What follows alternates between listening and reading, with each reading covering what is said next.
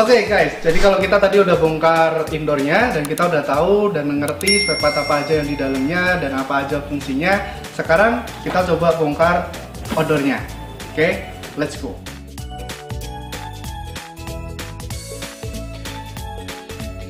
Teman-teman, kalau kita tadi udah bongkar indoornya, sekarang penampakannya outdoor kalau dibongkar kurang lebih seperti ini. Nah, kita tadi udah ngomongin 4 komponen pendinginan yang penting dan kita udah temuin satu kan di indoornya. Apa itu, masih ingat? Ya, evaporator. Nah, masih ada 3 komponen lain yang belum kita temuin nih. Sebetulnya adanya di mana? Nah, 3 komponen itu adanya di outdoor. Yuk, kita lihat satu persatu di outdoor ini. Nah, seperti yang teman-teman lihat, yang paling dominan terlihat adalah besi yang paling depan ini, teman-teman. Kalau kita ngomongin, ini adalah kondensernya yang kita pakai. Nah, Samsung memakai kondenser yang berbeda jika dibandingkan brand lain. Kenapa? Karena dilihat dari bentuknya saja sudah berbeda. Ini disebut micro channel condenser. Bukan kondenser konvensional, tapi kita pakainya adalah micro channel. Kalau teman-teman tahu, yang memakai kondenser micro channel seperti ini kebanyakan adalah mobil mewah, mungkin BMW, Mercedes, mereka pakai tipe kondenser seperti ini. Kenapa dipakai di mobil?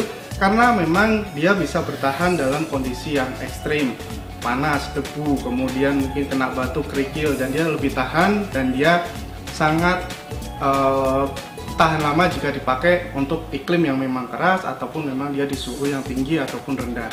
Dan kondenser Samsung ini, teman-teman, sudah lolos uji SWOT ya, jadi dia dites dengan air laut, kemudian juga asam asetat di situ, dan dia bisa bertahan sampai 90 hari dibandingkan brand lain yang hanya maksimal bertahan 30 hari. Artinya apa? Bisa kita bilang bahwa kondenser ini 3 kali lebih kuat jika dibandingkan brand lain. Dan tentunya masih ingat kan fungsi kondenser sebagai apa? Ya, tipe kondenser berfungsi untuk membuang panas. Kalau tadi kita udah ngomongin evak yang mengambil panas, kemudian panas yang diambil dari dalam ruangan akan dibuang melalui kondenser ini. Oke, nah kalau kita lanjut ke sini, teman-teman, ada yang dibungkus hitam ini. Nah, ini adalah disebut dengan pipa kapiler. Tentunya teman-teman juga ngeh dengan namanya pipa kapiler. Pipa kapiler memang harusnya bentuknya adalah pipa yang kecil, tapi kalau di sini nggak kelihatan karena dibungkus dengan lapisan karet. Cuman kalau ini dibuka, isinya adalah pipa kecil yang memang digulung. Nah, kita tahu fungsi pipa kapiler adalah untuk mengubah wujud dari freon dari wujud yang cair, kemudian dia akan menjadi seperti buih air gitu. Jadi kayak kita punya semprotan atau sprayer. Nah, dia dari air, kemudian kalau kita spray, dia akan menjadi binti-binti air. Dan dia berfungsi juga untuk menurunkan tekanan dari freon. Nah, ini disebut dengan pipa kapiler. Kemudian dia akan keluar lewat sini, teman-teman. Di sini kemudian dia akan disambungkan ke indoor atau dia akan nyambung ke evaporator. Nah, berarti kurang satu komponen lagi nih, komponen yang sangat penting atau kalau kita ngomongin adalah jantung dari sistem pendinginan, yaitu apa? Yes, kompresornya. Kompresor di sini agak susah terlihat, jadi saya rubah dulu posisinya seperti ini. Nah, akan saya buka seperti ini dulu, teman-teman. Nah, kompresor itu ada di sini.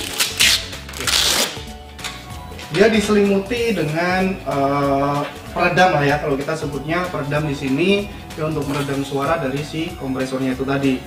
Kompresor warnanya hitam seperti ini dan bentuknya ada 2 tabung yang sepertinya terpisah, tapi sebenarnya ini satu karena di bawah itu nyambung.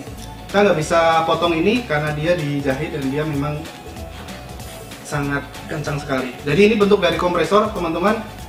Kompresor selalu terbagi seperti ini, ada 2 bagian.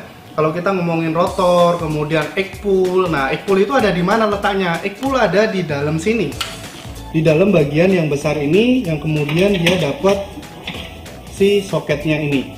Ya, kemudian kalau kita ngomongin yang sebelahnya apa nih, gede kayak gini.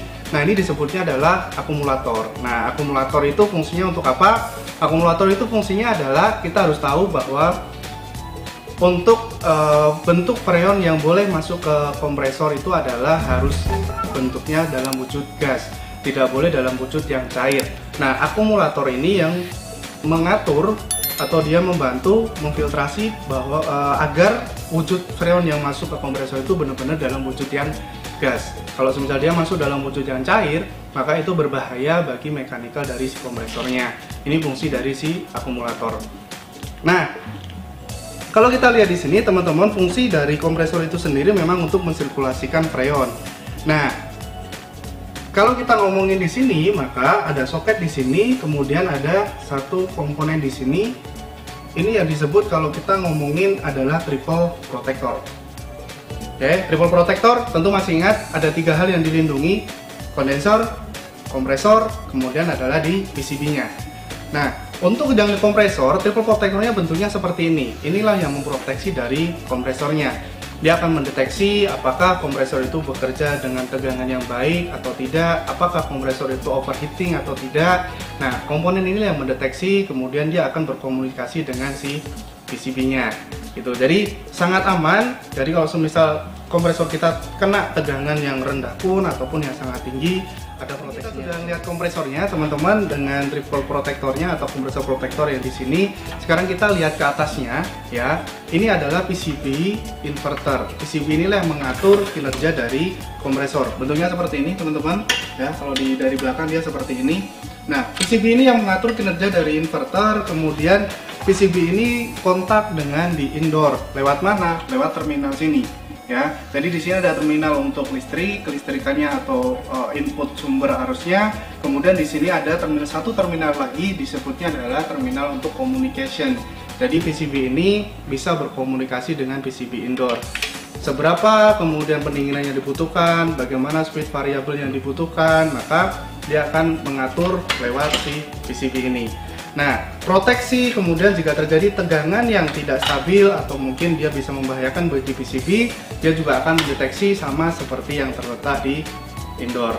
Nah, triple protector yang kedua, ditambah lagi kalau kita lihat di sini, baliknya di sini, kita lihat di sini teman-teman, kemudian di sini terlihat banget ada fan yang besar. Ini adalah motor fan atau kipas ya. Jadi dia akan membantu proses pembuangan panas di odor atau di kondensernya. Jadi teman-teman, dengan bantuan fan yang sebesar ini, otomatis pembuangan panas akan sangat cepat. Ditambah lagi dengan tipe kondenser kita, yaitu apa tadi? Ya, tipenya adalah micro channel dengan penampang yang tipis, kemudian dia akan jauh lebih cepat untuk membuang panas. Dan kalau teman-teman tahu bahwa kita sounding namanya adalah Durafin, ya teman-teman, ini yang disebut dengan Durafin. Kemudian dia punya kemampuan menghilangkan panas yang cepat dan juga sangat awet ya. Jadi dipakai dalam jangka waktu yang lama, jangan khawatir dia tidak akan cepat rusak. Karena apa? Bahan dasarnya dari Durafin ini adalah aluminium ya, yang dicampur dengan zirconium, kemudian juga ada chrome di situ. Jadi sangat kuat sekali. Jadi kalau kita lihat ini secara utuh bentuk dari si outdoornya teman-teman. Jadi outdoor ini akan disambungkan dengan indoor jika dia akan terpasang di rumah konsumen. Tapi kalau teman-teman nggak, pasti ada satu lagi yang belum ketemu. Lalu freonnya di mana? Ya kan? Nah, freon dalam kondisi baru, teman-teman, ada di dalam kondensernya ini dan dikunci di sini.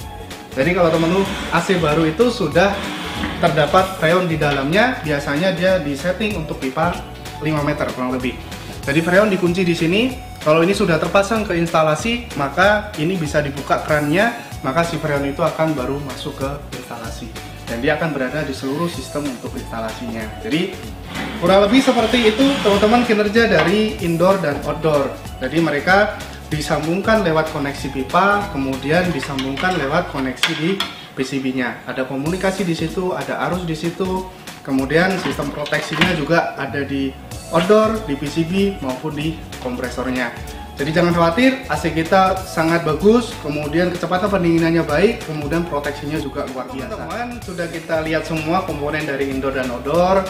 Saya berharap dengan teman-teman tahu seperti ini, teman-teman tambah pede jualan karena kita punya memang komponen yang bagus, kemudian sistem proteksi yang bagus, kemudian bahan material yang bagus ya. Jadi mudah-mudahan bermanfaat sharingnya teman-teman, dan kita ketemu lagi di video berikutnya. Semangat pagi, semangat pagi, semangat pagi. Yes.